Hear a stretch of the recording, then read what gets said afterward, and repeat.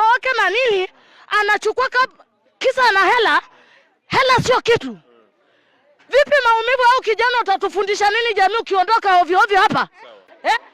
Mimi unaona? Mimi ni mwendesha mkokoteni barabarani. Mimi ni mama. Ni mama watoto wangapi? Sijawahi kumletea balozi wala mwenyekiti kumwambia watoto wamelala njaa. Japo baba kuna saa hana kitu.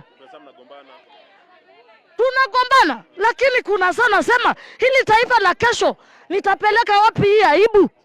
Umenisoma? Sasa ni vipi maumivu ya huu kijana? Moyo unauma, japo hela itatumika, lakini pesa sio kitu. Kitu ni utu. Ukipata hela yako kula, futa mdomo, usinyanyasie mwenzako. Uongo kweli? Maumivu tunaachwa, mengine tunanyamazia tu wanyonge. Inauma.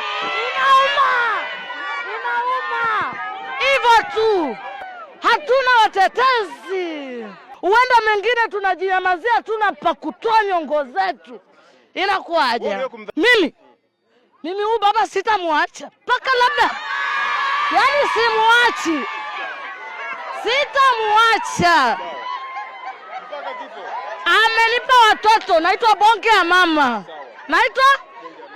mama. Hivyo tu. Hiyo mimi kwa kweli mimi siwezi kutambua kwa mwanamke kuolewa mara mbili, kwa sababu mwanamke akishaolewa na mwanaume mmoja, ule mwanaume mmoja ndio mume wake halali. Kinachotakiwa kwa sasa hivi hapa, muinuke nyewe waandishi wa habari hapa, mkamuoji kwanza bibi harusi. Cha kwanza ndio hicho. Alafu pili, mtulizeni bwana harusi asio anapata taharuki ya kulialia hapa mbele za watu hivyo, anazidi kuumia.